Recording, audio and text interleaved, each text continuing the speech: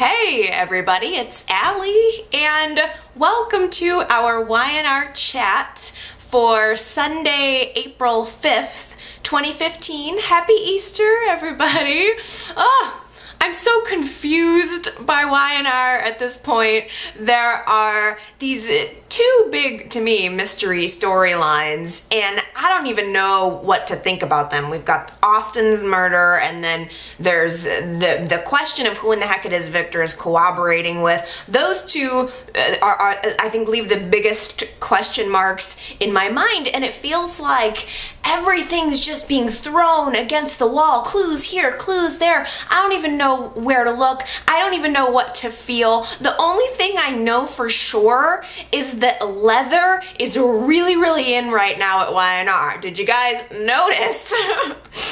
Chelsea was wearing that half leather, I don't know if it's leather or you know, some kind of other synthetic thing. Like, it was like a half leather, wine colored dress. It was beautiful. The very next day or scene, or as soon as Chelsea whipped off the dress, Sage also had on kind of an all of leather looking dress. And then on, I don't know if it was Thursday or Friday's show, Thursday's show, Sharon was wearing these gorgeous wine colored leather pants. And in fact, I guess they're all of them have been in the wine and berry color category. Somebody at Y&R is really into leather. They got some huge discount or something, and everybody's in it. Everybody's wearing it. Leather is for spring, right?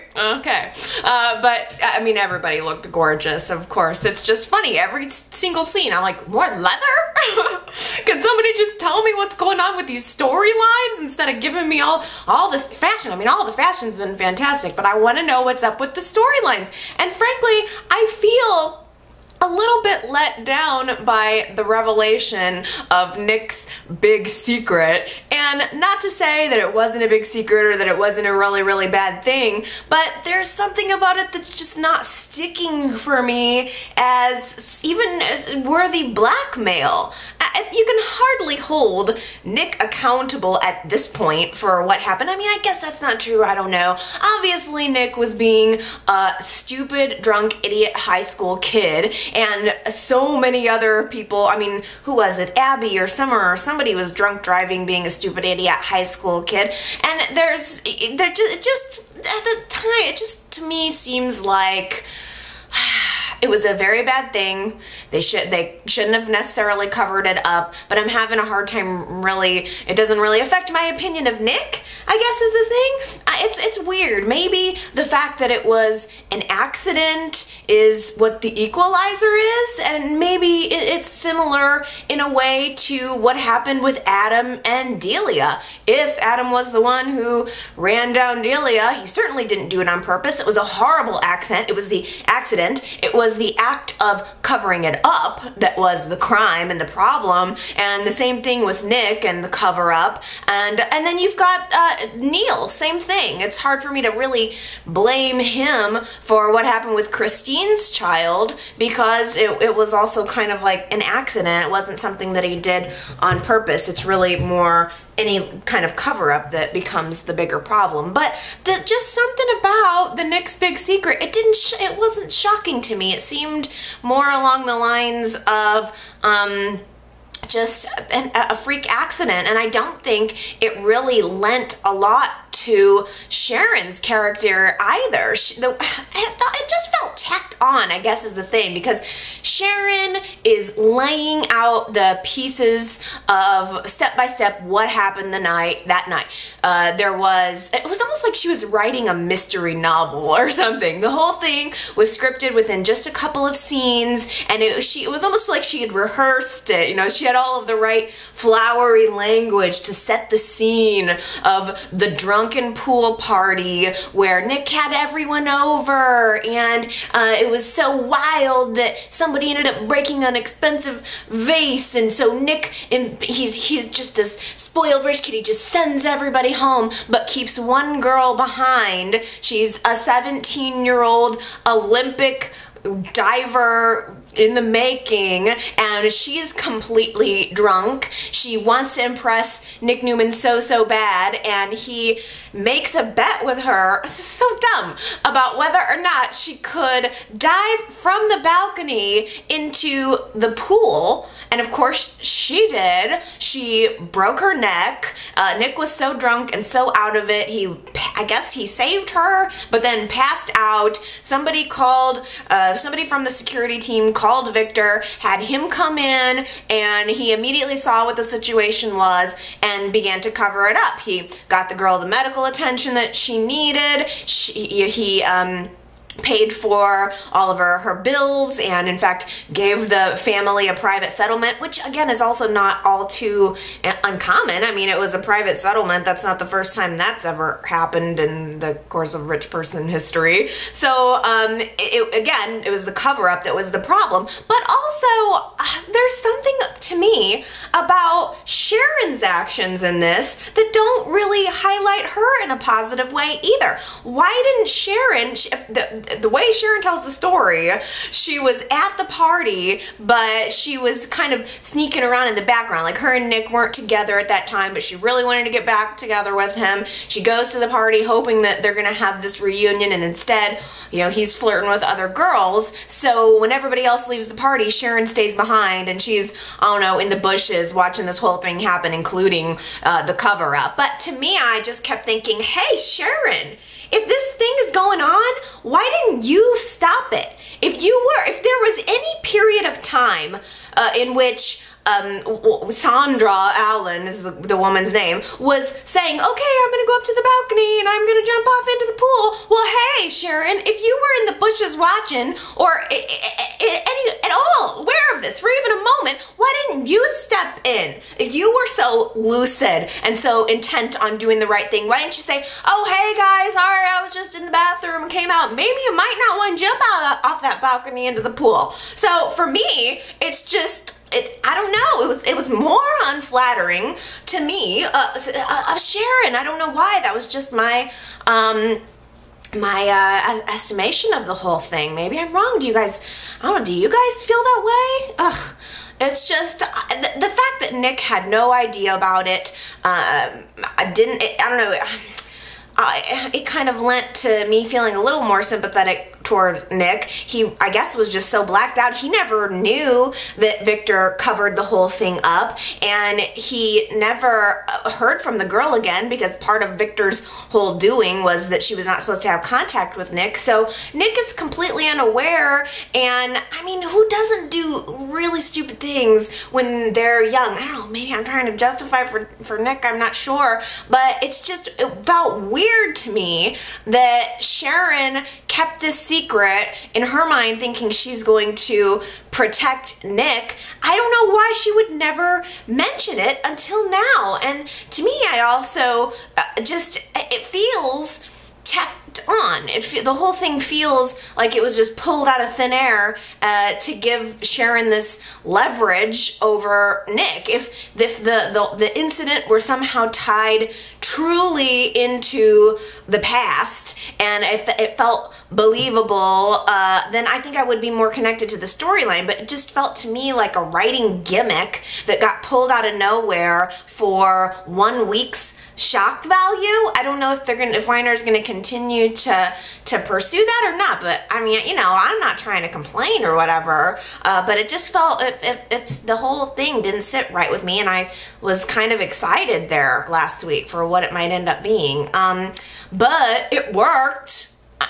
Sharon lays this whole thing out in front of Nick. He starts to remember and starts to put together the pieces, and she tells him, yeah, I'm going to tell everybody about what I know if you don't go in and make sure I have a little bit more time with Faith. And sure enough, Nick is totally rattled by this. He goes immediately to Avery and arranges for Sharon to have some extra visits with Faith. So mission accomplished, Sharon. Now, as soon as Nick finishes that, he goes to Victor, of course, and he confronts Victor and asks him why he would cover up something so horrible. I mean, Nick almost in this, maybe I have a skewed vision, but Nick was giving me victim-y vibe. I understand that Nick was someone who kind of, he obviously played his part in the making of what happened, but he also didn't know what Victor had done. So for the first time, Nick is asking his father, did you do this? Did you cover this up for me? And Victor, I mean, he doesn't even bother denying it. In fact, he's like, yeah, I did it. And you know what? You should thank me. So I don't know. I just don't know. Are they going to pursue it? Is this going to keep coming up? How long can Y&R allow Sharon to hold this over Nick's head when, by the way, pretty much everybody, the whole Scooby-Doo gang has already figured it out? So, or they are all already abreast of what happened and what Nick's big secret was that Sharon was hiding. So, it's not really a secret anymore. So, I just don't get it. I don't love it at all. I felt bad for Nick. I think this has made him second guess his worthiness, second guess what kind of man he thought that he was. And so he goes back to the club and he's just angry, and Sage shows up and he starts to lash out at her saying, you know, why would you want to be with me? And he sort of accuses her of maybe wanting to be with him for his money. He now has this complex about the role that money and power have played in his life, and he's saying, you know, what do you want from me? I mean, they just had sex for the first time last week, so Sage is heartbroken. He was so mean to her, and he catches himself, realizes what he's doing, and he apologizes to her, and she accepts it, and I was really glad. I got a couple of people who commented over the course of the past week. It was Michael called in and left me a voicemail, and then Jennifer Budin on YouTube commented that there's a possibility, or they think, that Sage is Sandra, that Sage might actually be the girl who broke her neck. I mean, the girl survived. She went through months and months and years probably of therapy and never tried to contact him again. Is there any chance that that this is part of Sage's plan? I mean, is there any chance that she is actually working to enact revenge on the Newman family? Sharon is obviously very happy with the result that this has had. It's allowed her to have more time with Faith, and meanwhile, in the sort of the aftermath of the revelation of the big secret, Dylan is apparently, I mean, he's just around her constantly. He stayed the night at her house to keep an eye on her, and I find that completely inappropriate if I'm Avery. It's not necessary. I understand that you're friends with Sharon, you want to make sure she's okay. Let's hire somebody. You think the ranch security can't take care of this? We can't maybe just on the sly inform them to come in and keep an eye at the door? Dylan doesn't need to be sleeping on her couch. Now, don't get me wrong, I'm not saying I don't enjoy it, but I was just shocked, like, whoa, he spent the night with another woman. That would not be okay with me if I was Avery. Again, he's basically being Sharon's full-time bodyguard and protector when he should be keeping a real close eye on Avery and Joe. But Dylan has found out about the blackmail, the fact that she blackmailed Nick into having more contact with Faith or more visitation, although he doesn't know all of the details. She says, yes, I blackmailed him, but I can't tell you what it is that he did. Dylan is so far thick now into this Austin's death mystery. He's learned from Abby and Stitch that Austin has been murdered, and now he is kind of curious to know what Sharon might know or how Sharon is involved, or is Sharon the victim, which I think was his initial assumption, was that Sharon was the victim. But then Dylan goes to the kids over to this Scooby-Doo gang house, and he tries to get more information about it, reveals that he knows.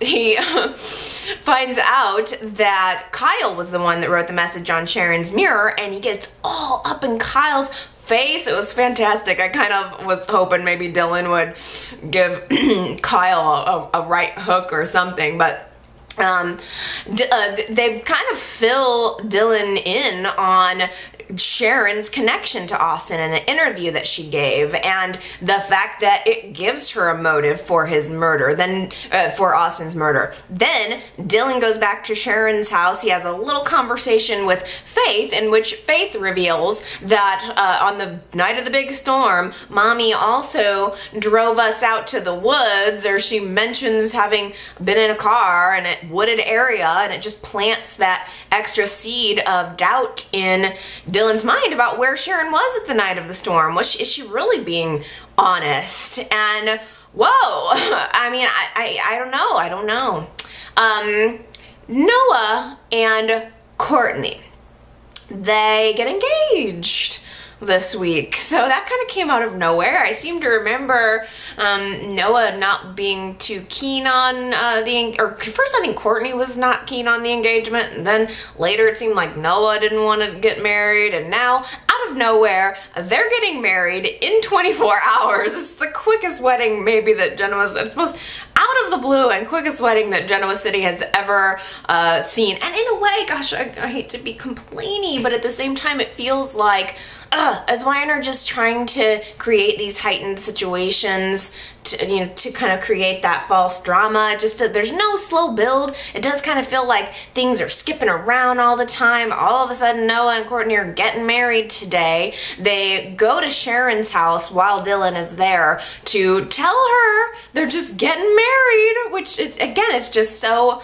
completely sudden. And Noah, knowing now that Dylan is there, can't help but kind of bring up all of the concerns that have come to the surface, particularly from Dylan. And Noah says to Sharon, here's the thing, Dylan thinks that you killed Austin, but I don't, Mom. We believe you. I mean, he tells Sharon absolutely everything, and as soon as Noah and Courtney get their blessing from Sharon on tomorrow's wedding, Sharon, she rips into Dylan immediately. I mean, she even pushes him and says, "How could you think that I killed Austin? Are you kidding me? Why, after knowing me, I thought you were my friend, and now you thought that I did this?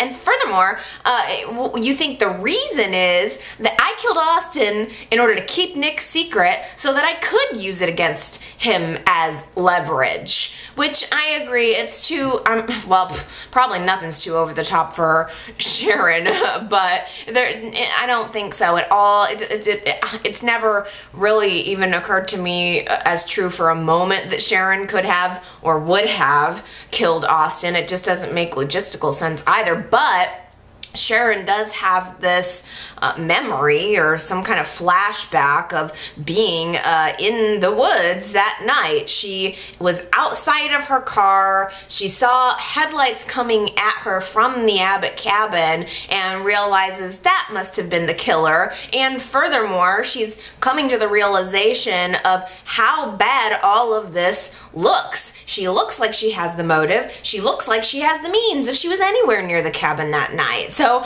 it's all sort of sinking into her mind that, and I don't think she's questioning herself at this moment, thinking that she did it, but she's starting to wonder if maybe she could be being framed for it all. Is anybody else kind of creeped out by Kyle's goo-goo eyes at Summer? It just feels inappropriate to me. Her husband just died. They're in the midst of trying to figure out who killed him, and not only that, but she's still trying to reconcile what was true about their relationship versus what was not true. And Kyle's getting all up on her, giving her, love eyes. And he even kissed her this week, and she sort of was receptive toward it. And she said, I know I can trust you. Although I kind of feel like maybe she's only interested in Kyle because she doesn't know who to trust at this point. But then again, it's not like the characters don't have a backstory. It's just like, dude, waiting period. The woman just lost her husband. This is all still going down. You're in the midst of a murder mystery. Chill out, okay? Of course, it didn't stop Noah and Courtney. They're wanting to seize the moment with their engagement. And kind of as that's occurring, Kevin is putting together the computer pieces of this puzzle, and he comes and tells the gang that he's hacked another piece of Austin's computer. And there is apparently some footage of Austin following Jack in the park some night. He was, I don't know, behind, I guess in the bushes. Everybody's in the bushes throughout all of this. He's videotaping Jack walking through the park. The footage is spotty. Can't really, a lot of it's been deleted. So Kevin needs to, realizes that, we have surveillance at the police station. We have surveillance cameras at the park. If I hack into the surveillance footage, then maybe I'll get the whole picture of what happened that night at the park. This is so dangerous. It really is. I don't know why. I don't know why they don't just step back from this. I would be like, hand this over to the cops. I'm gonna go into witness protection now. There's no way I'm gonna start putting my life and my job at risk to figure out this mystery. But that's exactly what Kevin did. He goes back to the police department with Courtney right behind him, and he's out in the open trying to hack into the police station cameras, but there's a firewall, and it trips an alarm, and everybody's alerted, and Paul comes out, and he says, what's going on here? And Kevin, he's caught red-handed hacking the system. He is able to save Courtney by saying, she's got nothing to do with it, but I was doing something personal. I don't even know how Courtney got out of there with clean hands, but Paul says, so you were doing something wrong. You refused to disclose it all to me. Guess what? You're suspended. Paul was already in a bad mood by that point, but he suspends Kevin. So Kevin's like out of the police department now. I can only assume he'll get his job back eventually, but now it's a big dead end. The gang is not able to get to that surveillance footage. But Courtney's still on the inside. Nobody would suspect her, and Kevin can just coach her on how to get into the computers. Now, meanwhile, Noah is over here on the side going, wait a minute. We're getting married tomorrow. We're trying to just enjoy our lives and move on. We're already too deep in this nonsense. You do not need to go and risk your job on top of it all, which was excellent advice. But Courtney, she's not going to take it. Noah begged her, and she was still ready. She's still in. She's still interested. Now, the wedding day arrives. It is a beautiful spring day. We see the wildflowers and the horses at the ranch.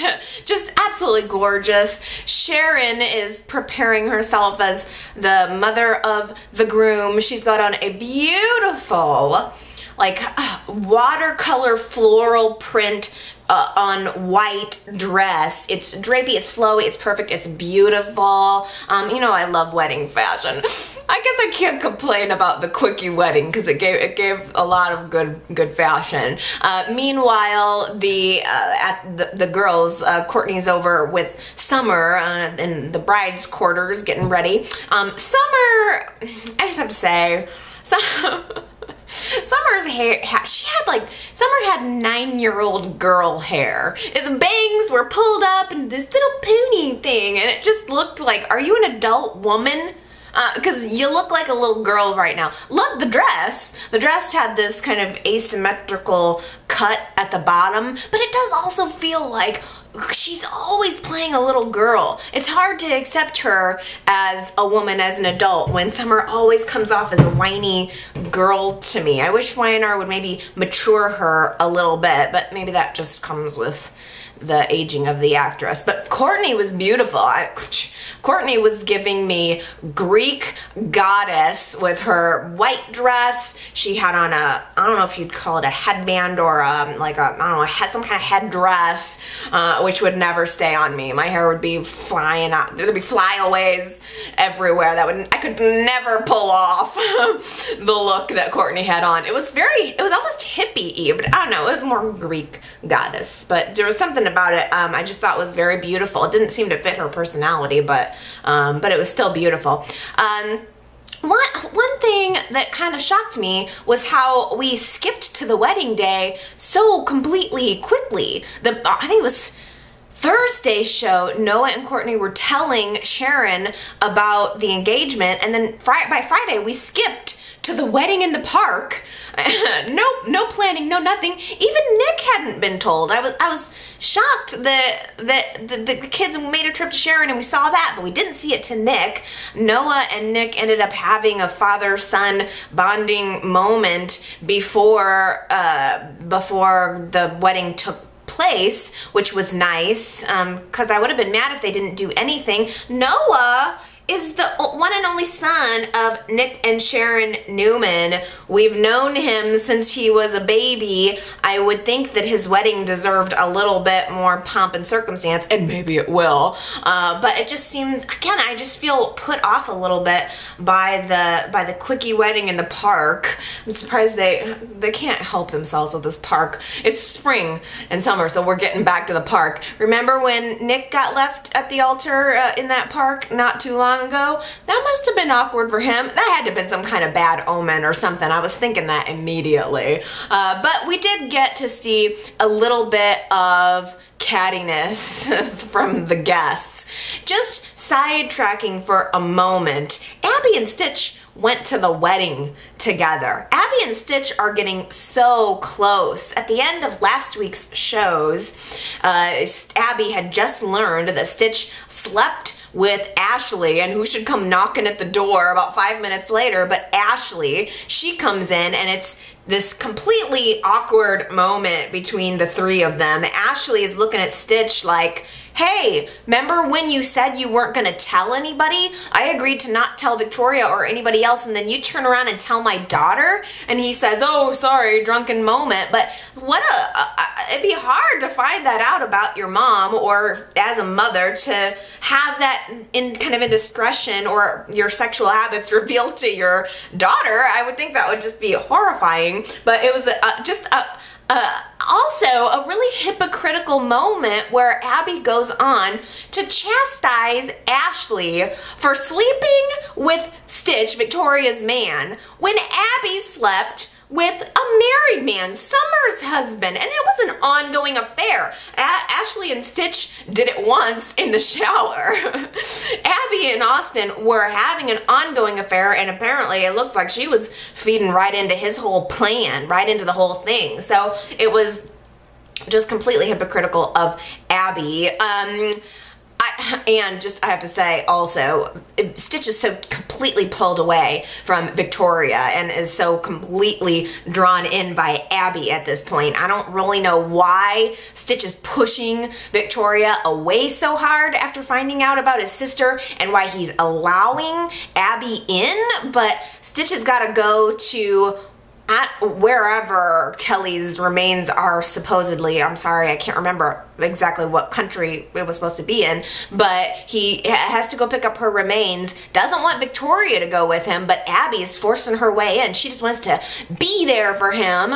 They of course don't get to go. They go to Noah and Courtney's wedding, and it just seemed completely inappropriate for them to be there together. And there was this a little bit of a scene between Abby and Summer. And I mean, Abby, does she not just look like the biggest adulteress right now? You think it's gonna be a cat fight between them the way it was at the funeral. And by the way, I loved seeing Kevin and Mariah off on the sidelines looking for popcorn, waiting for the big explosion to happen between Abby and Summer, and just almost disappointed that it didn't happen. It was really, really funny. I loved their snarky comments. They're such a good pair. And if Wyatt rushes a wedding with them, I'm gonna be mad. Kevin and Mariah deserve some slowness. We need some focus and some slow. It's okay to go slow, Y&R.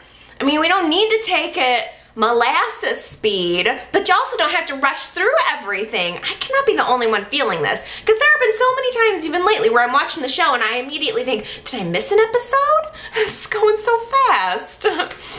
Anyway, Abby and Summer didn't turn out to be much of the cat fight that we were looking for. It's weird because Summer is somehow nicer to Abby, the woman who slept with her husband, than she is to Sharon, who switched the paternity test results. So why is it that she can stand to be civil with Abby, who slept with her husband? She was a newlywed. But Sharon, oh no, it's an ultimate betrayal. Again, they seem like similar offenses, and she's just choosing to be more betrayed by Sharon for some reason. And maybe I guess there's reasons for it, but yeah. So, everybody's at the wedding in the park, except for Courtney. She has realized that, oh, she left the marriage license at the police station. Left that at work. So Courtney goes back to the police station in full wedding attire. Again, I'm thinking, you're insane. Why would you go into a police station, even if it is work, in your white dress and your hair is gonna get destroyed on the car ride over there? She walked into the police station looking so fresh. I wouldn't want random co-workers to see me on, in my whole wedding attire. That would be so embarrassing. But there she is in the police station.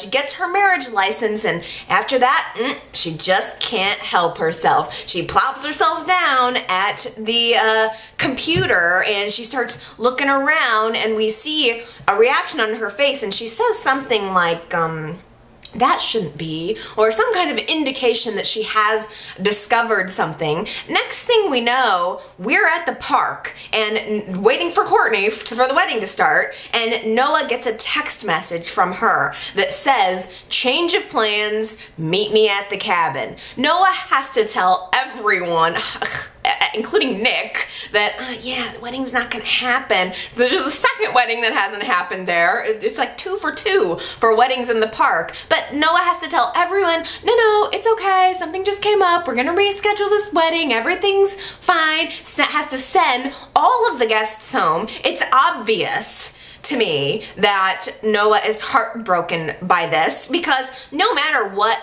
the excuse ends up being, Courtney has still technically put this mystery above the marriage, and I think that really hurt him, and I think Nick saw that in his eyes. I think, Nick kind of went off to tell the justice of the peace that it was all canceled, but then Kevin and Mariah came over, and Abby and all of the Scooby-Doo kids are there, and Noah reveals the real truth that he has to go up to the cabin to meet Courtney, and they're all, I'm sure, gonna go up there to meet and find out what the newest news is. I think Nick is gonna follow them. I don't think Nick was buying the whole it's no big deal thing from Noah. I think he's gonna be watching his son and following him up there to find out what's going on. I think Nick is gonna end up learning the secret that Austin was murdered, A, and then B, what Sharon's potential involvement was in it, which, by the way, is going to create an equalizer on those lies. Oh, you know what my lie was, Sharon? Well, guess what? Now I know what your lie is. But what I think is that text that came to Noah's cell phone was not from Courtney at all. Do you guys remember how Joe said that he was gonna leave town so that he could allow Avery to have this, life that she's built and this chance at happiness with Dylan? No, he's decided to stick around, and part of it is because of this charity, the Better Days Foundation, which he is personally connected to, and he tricks Avery into having a dinner meeting.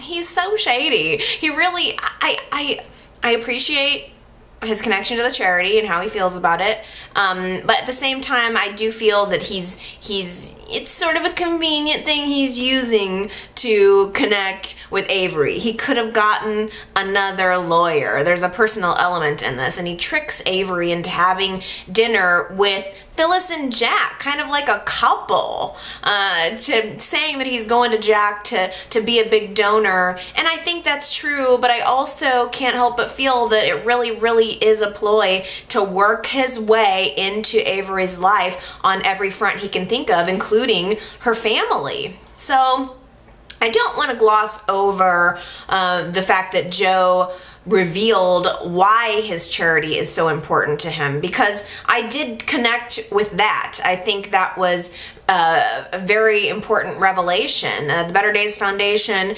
helps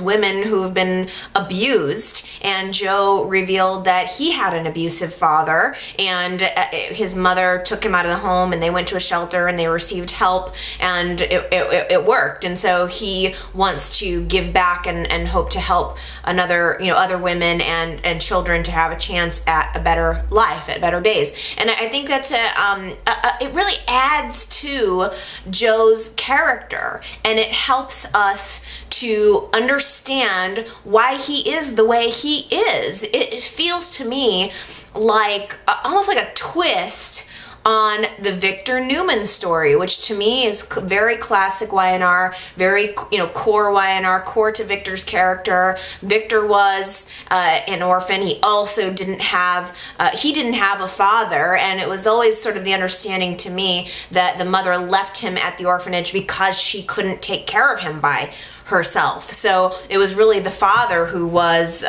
the abuser, even if it wasn't physical in that situation, similar to Joe being kind of fatherless. And both of these people, both Victor and Joe, ended up in shelters and needing assistance, and grew up to be men who seek dominance and who seek money and who seek power, somehow possibly to avoid that feeling of powerlessness ever again, which I think is also interesting why Joe didn't choose to go to Victor for something like that. I think Victor's story is very public, and I would love it if YNR would acknowledge the similarity between those two situations and work Victor into it as well. That I just think it would have been so perfect. But and I don't mean to make it sound like Joe is doing this all only for Avery. I think he has very valid reasons for wanting Avery to be involved in the charity as well, because she knows him, she knows his story, and she is someone who will personally help with the foundation, as opposed to just getting sort of a cold lawyer who's not connected. So I do understand where he's coming from, but at the same time, he wants his wife. He wants his wife back. He wants her to help him in every way. He's still almost a little lost boy, and only Avery really understands why he's like that, why he is who he is, why he does what he does. And I'm a sucker for that story. I'm a sucker for it with Victor, and I'm a sucker for the supposed villain actually being really sensitive on the inside. It was the same kind of thing with Adam for me. That was the draw to that character. So I kind of connected with Joe this week, although I still think he's shady. There was also a scene where Joe wanted to talk to Lily about hosting some kind of fundraiser event at the athletic club, and Lily was very strongly against Joe at this point. She thinks he's flirting with her, she thinks he's slick, and she doesn't want to have anything to do with him. The reason I said Kelly, by the way, is because I think that was the first time this week that we've really seen Lily since Kelly died. And another thing I feel disappointed about is the fact that we have not seen Lily's reaction to Kelly's death. She had a brief moment where she gave her condolences to Stitch, but it wasn't significant. Kelly and Lily had a very real friendship, and we didn't really see Lily's reaction to Kelly's downward spiral. Lily was with Kelly throughout the relationship, relationship with Jack there, encouraging her. And then as Kelly spiraled out, Lily was just gone. And now Kelly's presumed dead, and Lily has had we've had no chance to connect in with her and how she feels about losing her friend. And that bothers me. It just feels like another instance of Y&R just skipping over things to get to all of the drama and all of the different clues, and I don't care about that. I like it being about a moment, you know, build a moment for kind of loud. You invested in that relationship between those two women, and then when there's an opportunity to take a payout, you don't do it. Ooh, I'm angry. I don't mean to be so angry.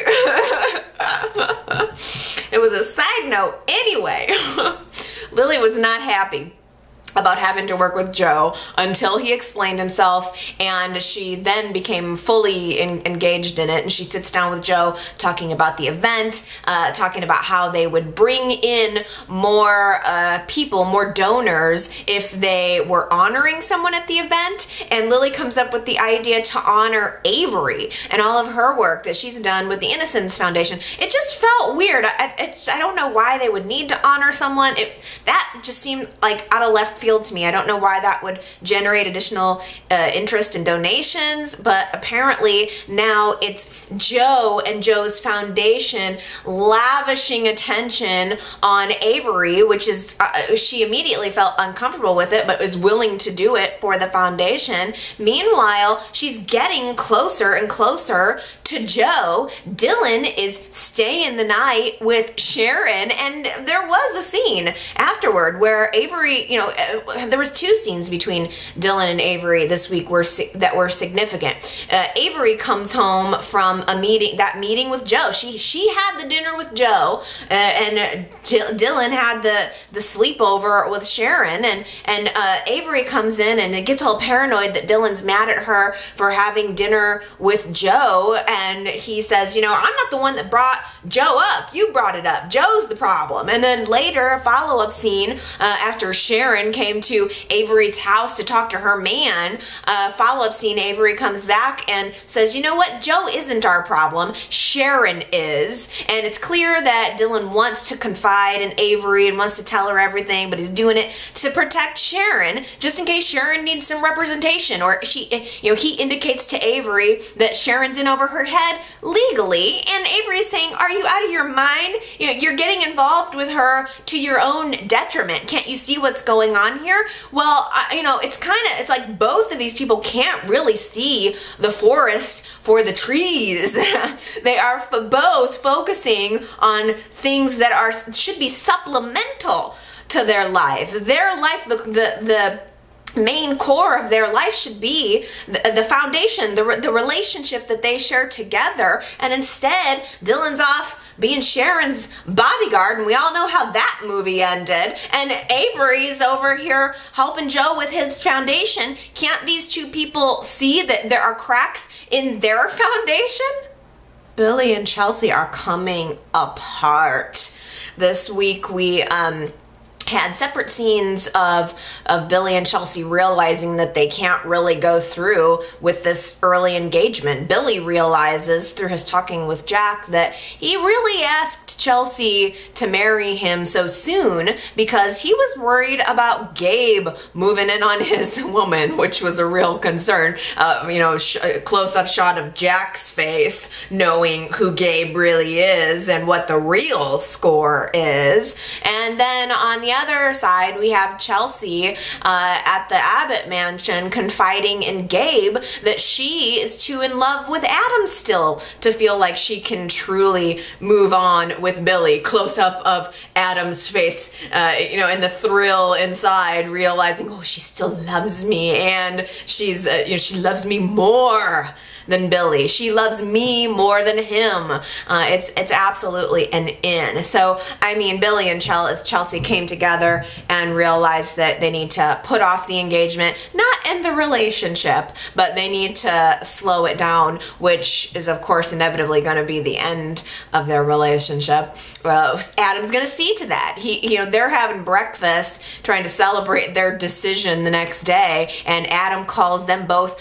urgently to the office to reveal that Jabot's computer system has been hacked, and everybody's completely freaked out about this. They immediately think that it's Victor, and Adam kind of plays into the insecurities that Chelsea has by suggesting that Victoria had something to do with it. Yeah, Billy, your ex-wife certainly knows what was up, and Billy can't get out of there fast enough to go talk to Victoria to do his part to find out if Newman could have been involved, leaving Chelsea behind, talking to Adam talking to Adam about Adam.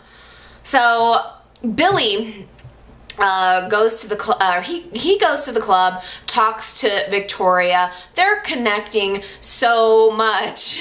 I mean, Billy and Victoria are connecting just as much as Chelsea and Adam are connecting. And after Chelsea's done connecting with Adam, she goes to the club and hears the tail end of Victoria and Billy's conversation, where they reveal something about what almost happened between them. And Chelsea, to her credit, stomped right up into the middle of that conversation and said, "Oh, really? What was it that was happening between you?" And when Billy and Victoria tried to play it up, "Oh, yeah, we have children," Chelsea said, "Oh, really? You know what? If you got secret, why don't you tell me what the inside joke was?" She didn't let up. I really liked Chelsea in that scene. She just stomped up in there and said, I want to know. And, Billy got a little sassy back at her and, kind of threw up into the situation. Well, yeah, maybe I'm having this conversation with Victoria and inside stuff's going on with my ex-wife, but you had that business meeting in a car with Gabe. So, you're not really being completely forthright with your secrets either. And Victoria was like, stomps on upstairs and just leaves Billy and Chelsea there, realizing that other people have worked their way into, what was a private relationship. In fact, after they kind of both held each other's feet to the fire, they go off to the bar and start to argue. And Billy is so frustrated that he caves in and he says, "You know what? You want to know what it was me and Victoria were talking about? The thing that almost happened was a kiss. She wanted to kiss me, and you know what? I wanted to kiss her too."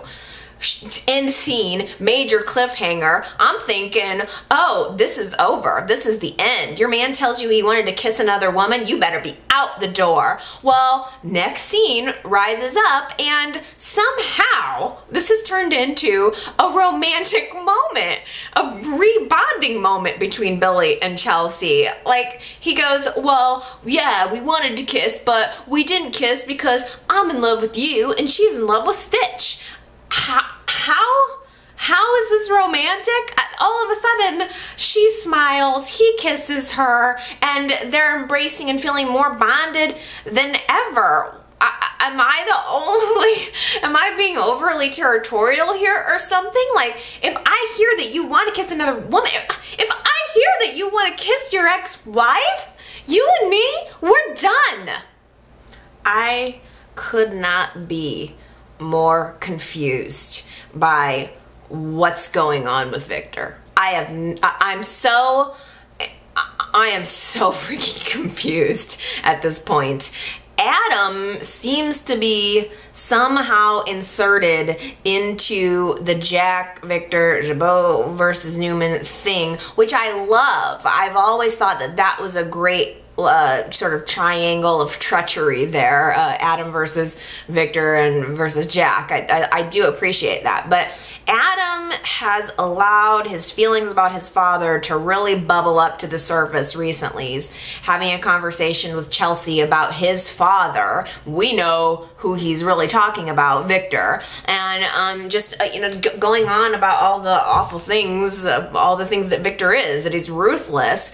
Next thing we know, Victor has some kind of manila envelope. He's taken it into the confessional, or he's headed to the confessional. We see Adam get on his phone and he's sending a message that says, "Package ready for pickup. cut to Victor tossing down the manila envelope in one side of the confessional, which apparently no one else actually uses. No one in this town actually uses the confessional, so you can just leave whatever you want there, have whatever meetings on both sides of the confessional. I mean, aren't those things manned 24/7 at a church? Anyway, Victor slaps down the manila envelope, you know, just immediately after Adam has said package ready for pickup to some mystery person. And then guess who comes? We see a leather glove pick up the package. I'm thinking, ooh, Adam is somehow like playing Victor. Whoever Victor's talking to on the other end of the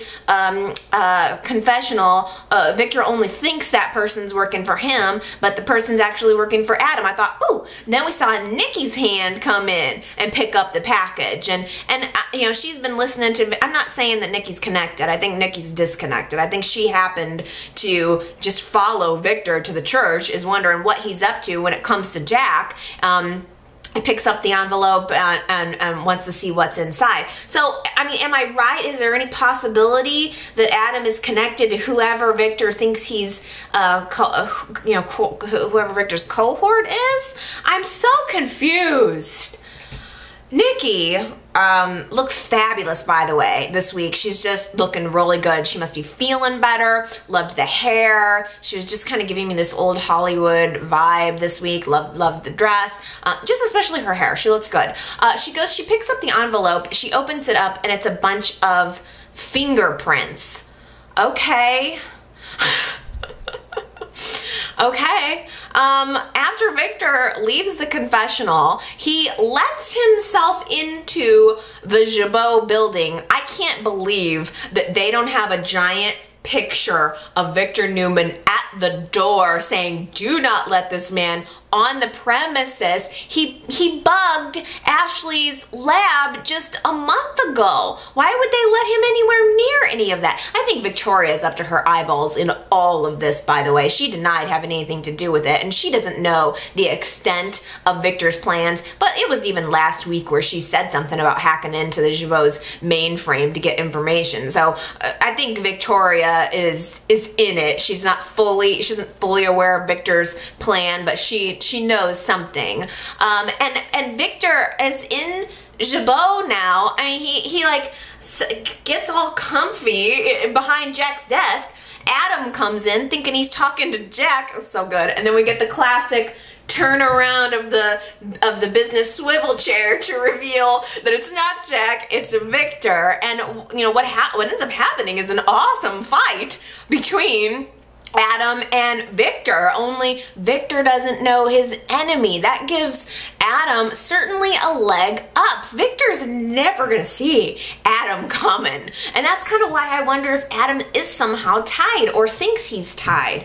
Because again, rule of warfare, know your enemy. Victor does not. He's sitting there talking to this guy who he thinks is Gabriel. I don't know if this has raised some red flag. That argument has raised some red flags in Victor's mind since then. That might cause him to look into who Gabriel really is. But, Gabe is really giving him the riot act, and Victor's thinking he's just, some young punk who's involved and shouldn't be. It was just a really excellent fight between them, and I enjoyed it and really can't wait until that is all out in the open and we can get the full Victor versus Adam rivalry up and going again.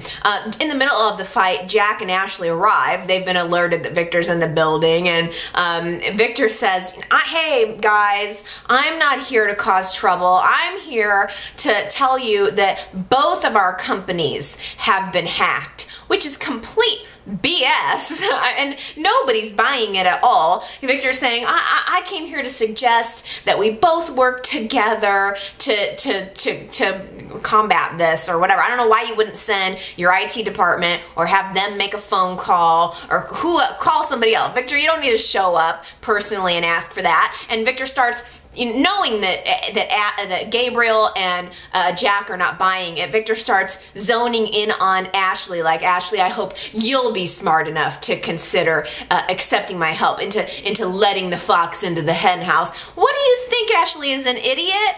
You just bugged her lab and stole her pet project, and you think she's got any level of respect or softness left for you? You've exhausted that. That is gone now. I couldn't even believe it. Ashley she does still give him more than anybody else should or would. She escorts him out of the building, and there's this follow-up scene between Jack and Adam where Jack is saying, whoa, you are already getting so close. There are people that are suspicious of you. You need to calm it down, and going to bat with Victor like this is playing with fire. And in fact, Jack had a great line this week where he says to Adam, I thought you would have learned something from dying. Ooh, yes, good writing, really good writing. And he hasn't. Adam came back with the understanding, I'm a new man, old Adam's dead, and that's how he convinced Jack to help him. But it's not the case. I think old Adam is alive, well, and he just gets worse the more that he gets what he wants. Like father, like son, right? Victor goes home, and Nicky's waiting for him. She has gone to Paul with those fingerprints and asked, she was getting ready to ask Paul for his help, but Paul gave her the big blow off. He's like, you know what, Nicky, I don't care. Fingerprint, he didn't see the fingerprints, but whatever it is, Nicky, that you want, I just don't care. Okay, we're not friends, we share a son, but our relationship is over. So he kind of kicks Nicky out, so she has no choice really, I guess, but to confront Victor directly, and says, what are these fingerprints? I loved that Victor just intuitively knew that she took them to Paul behind his back. I thought that was an excellent little twist, and just showing how much these two people really do know each other, even though sometimes they don't. Victor is the king of answering a question with a question. So just as Nicky is asking him questions about the fingerprints, he's asking her questions right back in order to throw off the attention and come up with some excuse, which is what he did. He says, what you don't know, Nicky, is that I'm under attack. My company's been hacked, and my people were able to pull these fingerprints off of our CPU or something. It's an inside job, and somebody on the inside must have done this hacking because nobody else could have done it. And we found these fingerprints because, yeah, somebody on the inside is going to leave fingerprints all over the place. We found these fingerprints, and I was just giving it to my private detective. And Nicky even says, well, why would you need to have all of this pomp and circumstance? Why do you need to drop it in a confessional? Why not just have somebody go look at it, which is completely legitimate. Victor just blows it off. She has got to know that he's lying. She says, okay, Victor, fine. Gives him the fingerprints back, walks off, probably very tempted to have a drink, and Victor makes a phone call to chastising whoever the cohort is, saying, you need to get there a little closer next time, unless I'm totally wrong and the phone that I was looking at was Victor's. No, I don't think so. Who texted the package is ready to pick up? I swear I thought it was Adam. Man, crap, now I gotta go back and look at that. Is there any chance maybe it was Victor? I don't know, maybe it was Victor. Crap. It was a cut scene. It went Adam, shot of the phone, and then Victor. I don't know. Shoot. Here's what I do know. Victor was lying about the whole CPU thing. He makes a phone call to the cohort and also says, we need these you gotta get these fingerprints. We gotta get a new meeting place because the fingerprints are an important part of our plan. Now, I don't know, every week there is some new element that's introduced into this storyline, and this week it's the fingerprints, and I don't know, the only thing I can think is fingerprints. All right, what are fingerprints? Fingerprints are your identity. It's a way of identifying you. I still think Victor's working with a Jack twin. I think he is somehow going to use this Jack twin to frame Jack, I don't know if he's gonna hold the real Jack hostage while the other Jack somehow operates the sale of Jabot and breaks up with Phyllis. I don't know, but to me, that's what I think of when I think about fingerprints. I just need to stop guessing because it's all so convoluted. I'm gonna be so mad at myself if I go back and watch that scene and it was Victor who wrote that text message. Dang. That would have been a good connection.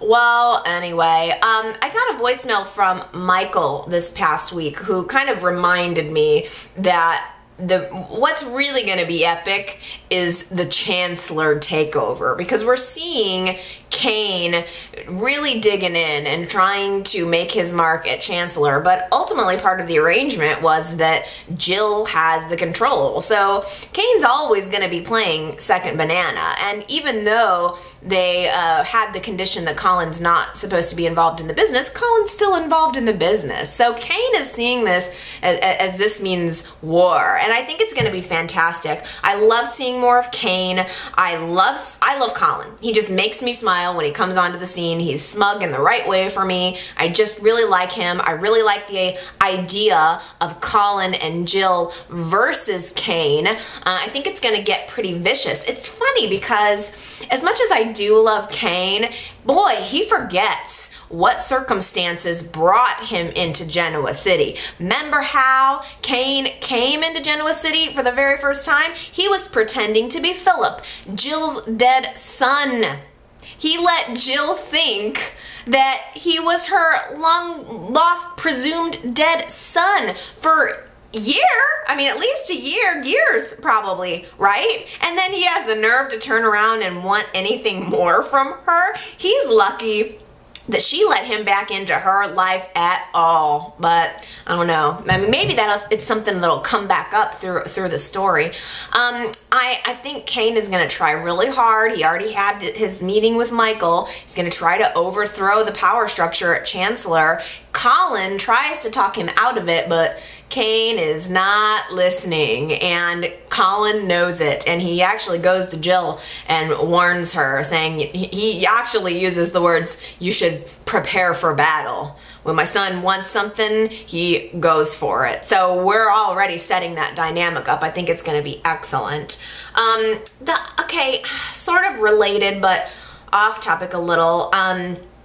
Michael, it's not really off topic, it's definitely related. Michael has gotten really good news. The treatments are working for his cancer, but this week we saw another Lauren and Kane scene.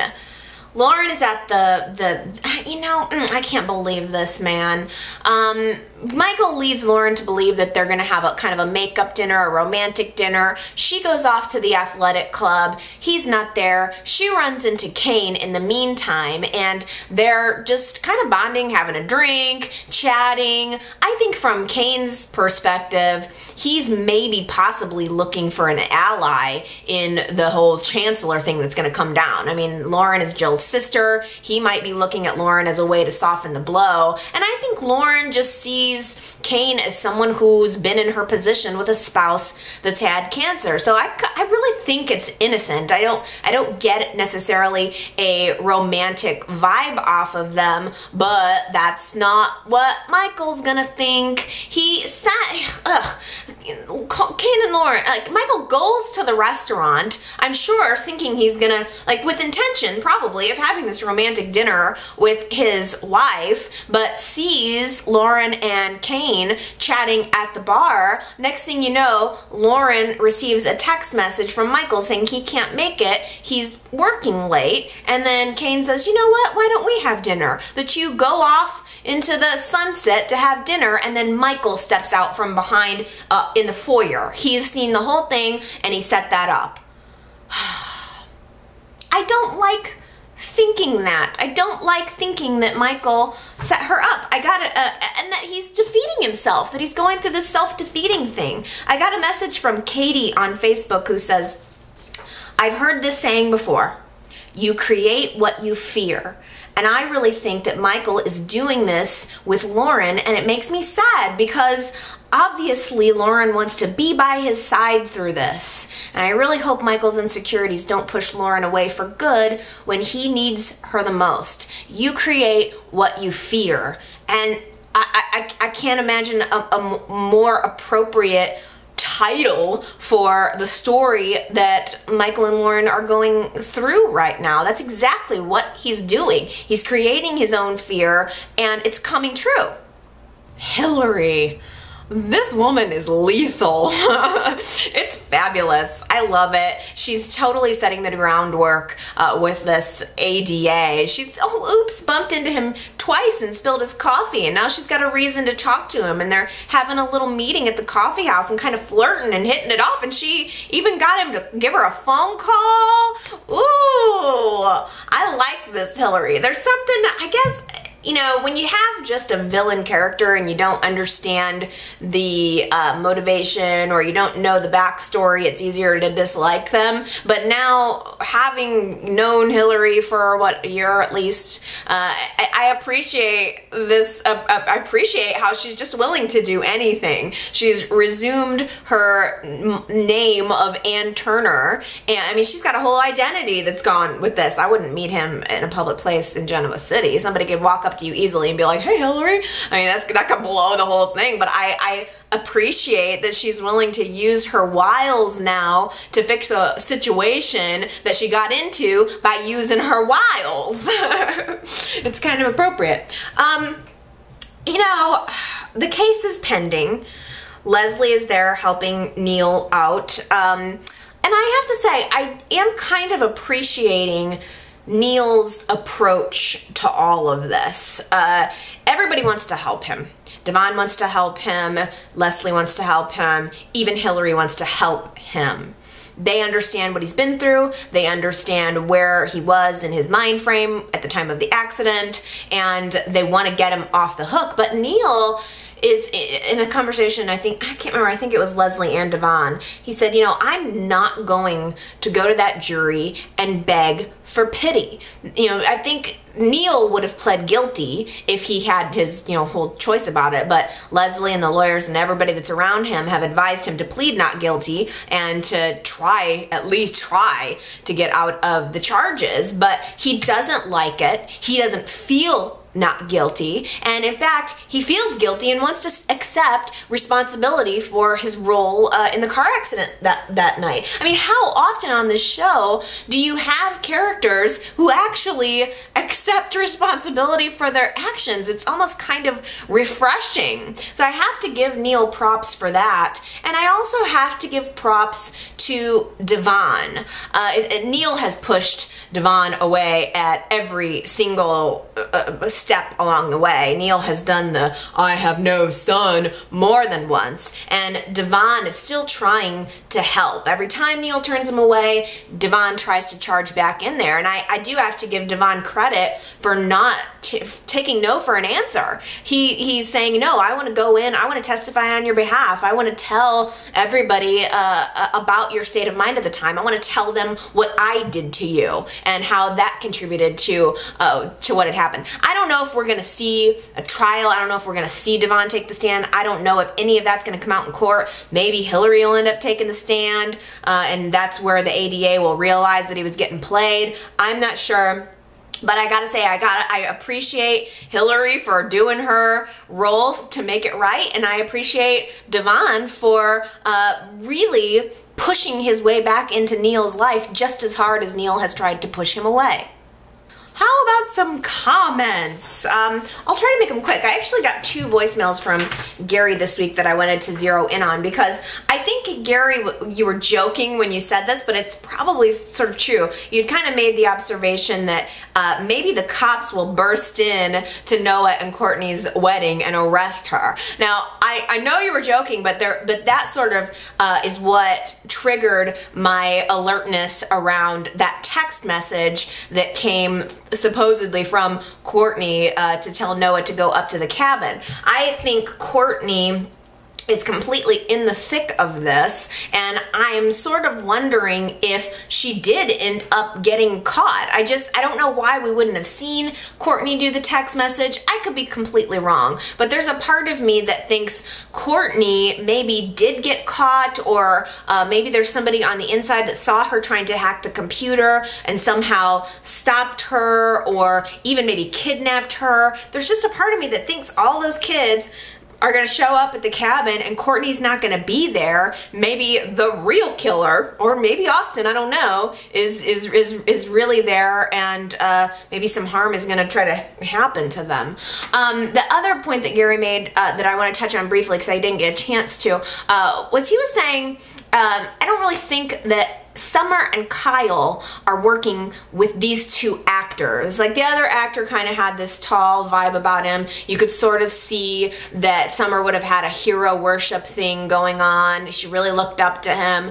But there is something about the Summer and Kyle connection, specifically with these two actors, that I think is not ringing true with me. And maybe it is in part that Summer's still giving me little girl vibe and Kyle's giving me little snot vibe, and it's just not really meshing. I mean, they kissed and I just thought, I don't know, I'm not feeling it. So I don't know, is anybody feeling the Summer and Kyle? Maybe we just need some time to sink in on that. I don't know. Time does tend to change things. Ellen C commented at yrchat.com, I got a kick out of you being so offended on behalf of Stitch regarding the reveal of Kelly's death. I remember when you wished Stitch would just disappear forever. He's not so bad, right?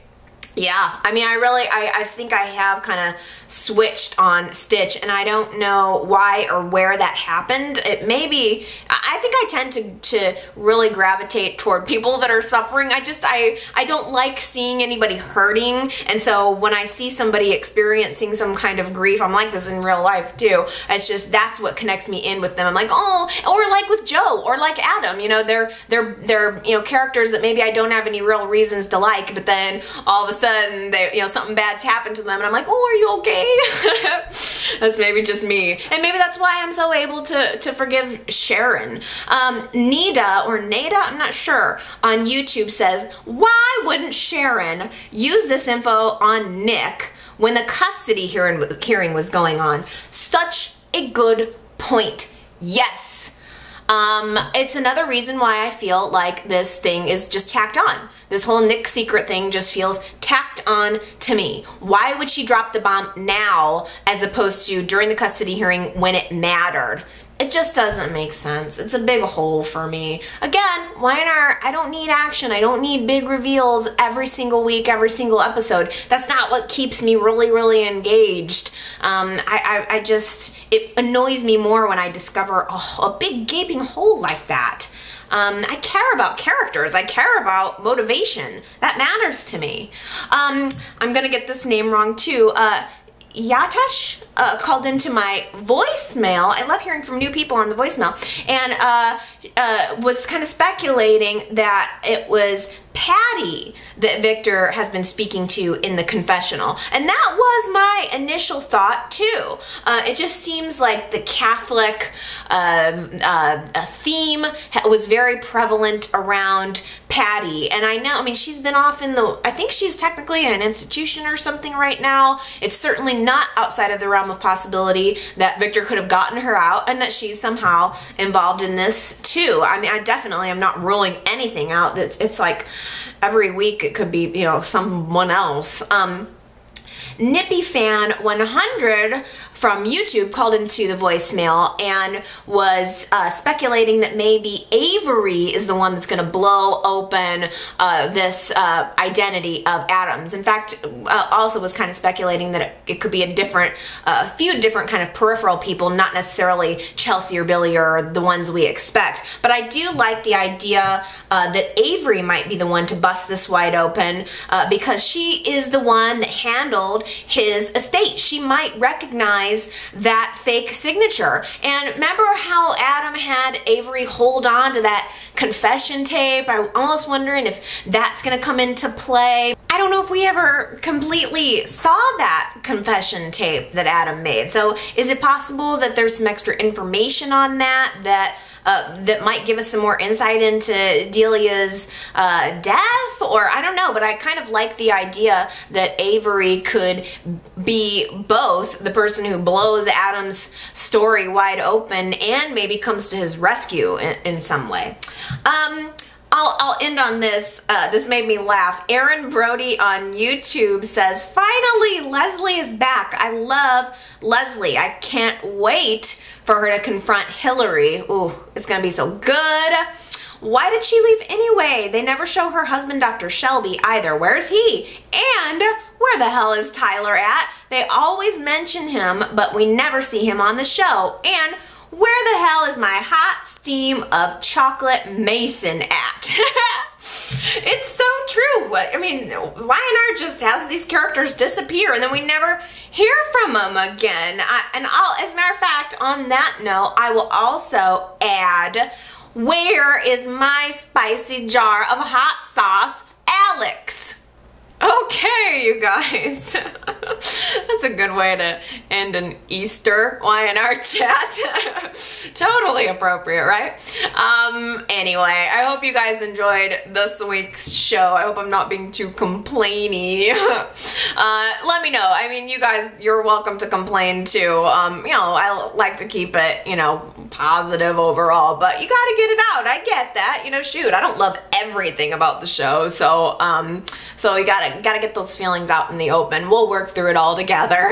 So go ahead, leave me some comments. You can comment on YouTube if you're watching the video. You can go to iTunes if you are listening to the podcast. You can call into my voicemail at area code 309-588-4569. You can also go to yrchat.com, and from there you can find Facebook and Twitter and all that good stuff, and you can leave text comments at any of those places. I always do read and I always enjoy reading, so don't be shy.